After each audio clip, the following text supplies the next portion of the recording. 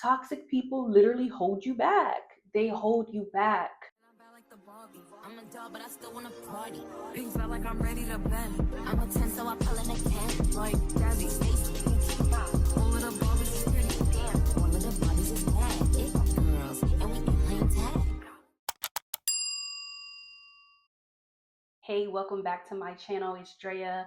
If you're already subscribed, thank you. And if you haven't subscribed, go ahead and hit that subscribe button.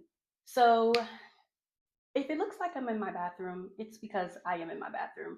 I've come to realize that my bathroom has some of the best lighting and I'm going to utilize it. I'm new on YouTube and I haven't quite figured out my background yet. So in the meantime, I will be using this bathroom.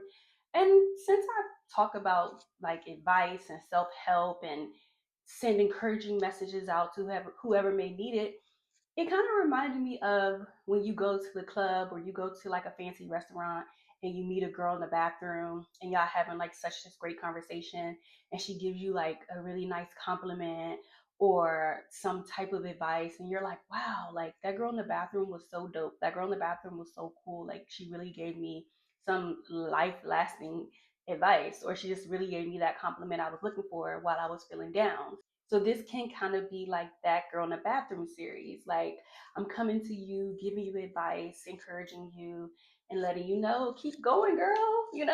So that's what you call making lemonade out of lemons, because child, this bathroom is the backdrop, baby. But anyway, let's get right into it. So today I actually wanted to talk about something that like I struggle with myself and I'm still growing through it and just things that I've learned along the way. I want to discuss why cutting off toxic people is so important and why cutting them off for good and not going back is even more important. Like, what is a toxic person? We hear that word so much, like, oh, she's toxic, oh, he's toxic, oh, that's toxic. And it's kind of become like it's just a word that people use that sometimes makes sense and sometimes doesn't make sense. People just kind of throw it around, but it is a real thing. If you think about when you go to the doctors and you see that bag that has the toxic symbol on it and you know like not to touch that, it's just has contents in it that are not good for you. Just like you wouldn't want to touch a bag that has a toxic symbol on it, you don't want to have close proximity with people who can be toxic in your life. A toxic person can be a friend, can be a family member, can be a coworker, can be an associate, can be your partner. A toxic person can pretty much be anybody that you have run-ins with from day to day, maybe week to week, maybe a few times a month or a year. So a person could be a toxic person to me, but not a toxic person to you. Or to someone, I could be toxic, but to other people, I'm not toxic. It just all depends on where you are in your life in the present moment and where you're trying to get to, your goals, your dreams, and the things that you're trying to accomplish. So what makes a person toxic to your life is that they have certain behavioral patterns that can be negative or harmful to you or to your peace or just to your mental clarity. A toxic person can come in with manipulation tactics, with drama, with just gossip or um, participating in different behaviors that you don't want to partake in or you don't want to be around. And that can make a person toxic to your situation. Just because a person is toxic doesn't mean that they're a bad person. People can be toxic and not necessarily be a bad person. So, the first type of person that I want to talk about is a person who may lack motivation, they don't have any drive or ambition for life. You may be trying to accomplish certain goals and aspirations, and you're talking to that person, telling them about your dreams and the things that you're trying to do, and they may just have like a blank stare, or they may tell you several reasons why it's not going to happen and the odds of it happening to you. And you have to understand that the reason why that person is like that is because they don't have any dreams, they don't have any aspirations, they're pessimistic. They see the glass half empty rather than half full. So you can't really share the things that you're trying to accomplish with someone who lacks ambition. So I think we all have had friends like that. That was something that I had to realize. Some of the things that I was trying to do, some people that I grew up with, they were kind of just complacent with where they were in life, and they didn't really have these goals or these dreams, or they didn't even want to move away for college. Like, I was the type of person, I always wanted to move away. I always wanted to see how other people live.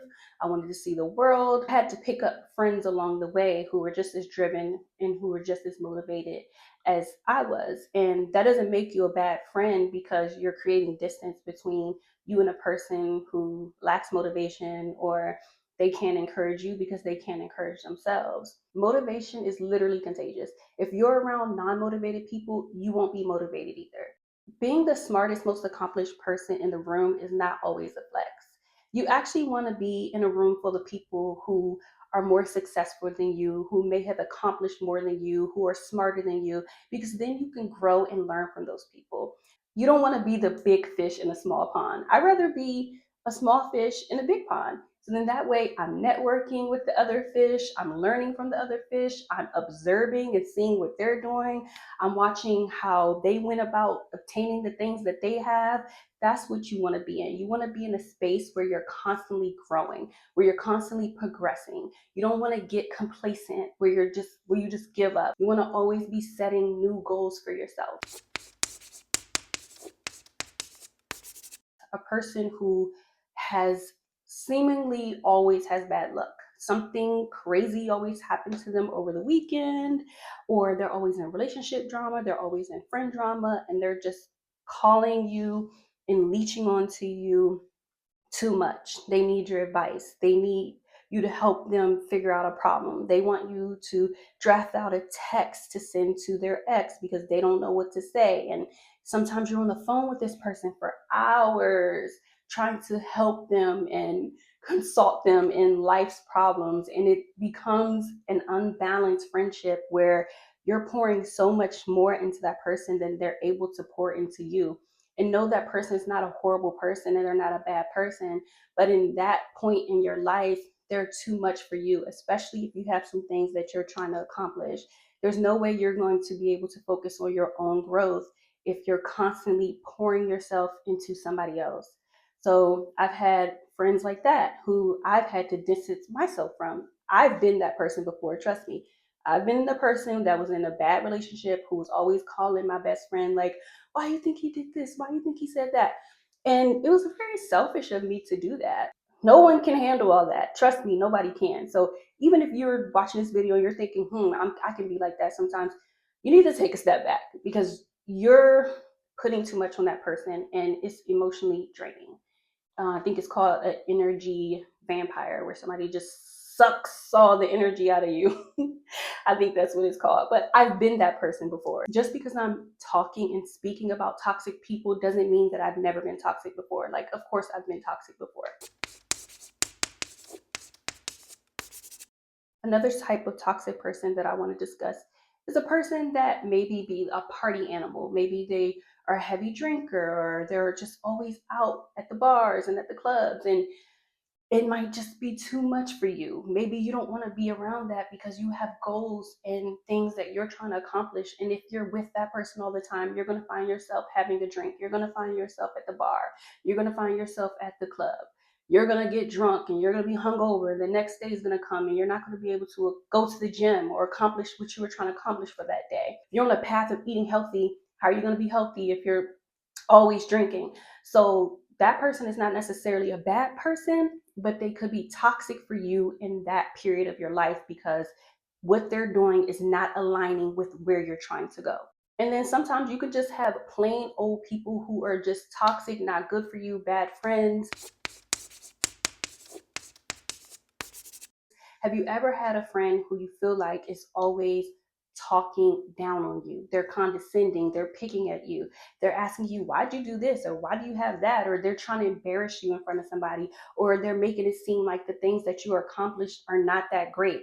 Or you walk away from hanging out with them and you're feeling worthless, or you're not happy. You don't know where your happiness went. And then you think back to like the things that they were saying while you guys were hanging out, and none of the things that they were saying or the way that they were acting were acceptable. I've literally had friends who have tried to embarrass me in public spaces in front of people that neither one of us know, just to make themselves look good and make me look small.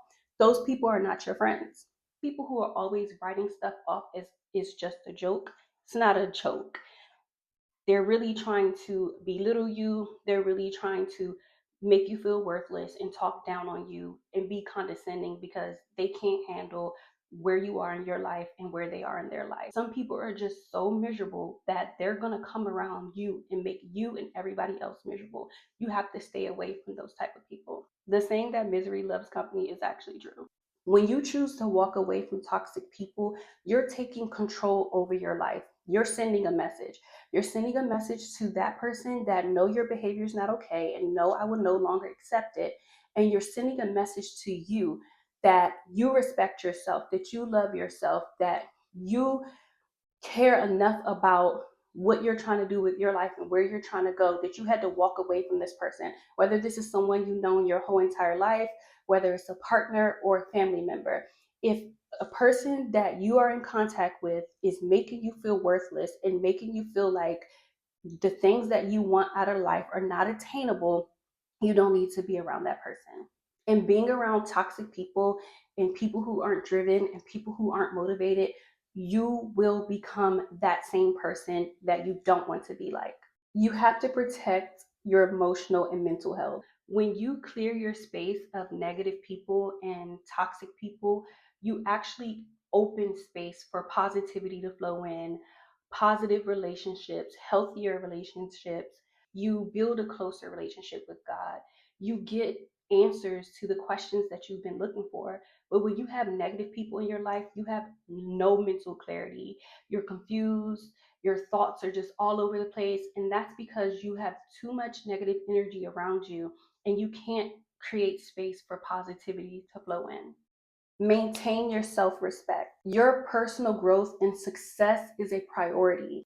When you do finally cut ties with that person and it's been a few months or it's been a few years, it is never a good idea to go back. Yes, that person may have done some healing, and of course, you've done some healing. But when you go back to that person, all that progress that you made goes out the window.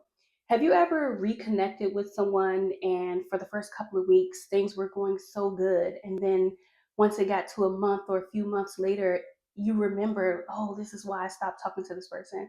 This is why I stopped being this person's friend. This is why we broke up, because that person is already used to what you type of relationship you guys had, how they treated you, how they talked to you, the fact that they never valued you. So they're only going to go right back to the way things were before. And also, when you go back to that person, you're letting them know that you have no self respect, that you don't care, that you're okay with their behavior. Let that person go. Let that person sit with themselves and think about why they lost you as a friend or why they lost you as a partner. You need to grow and you need to heal outside of that, and they do as well. Sometimes people are only in your life for a season, and that season is to teach you something. You're not supposed to go back. Life goes on. So I hope that I was able to offer you some encouragement or something to take along with you in your journey. I hope I was that girl in the bathroom for you today that gave you motivation for life or told you that one thing you needed to hear. And thank you so much for watching, and I'll see you in the next video. And we can play tag.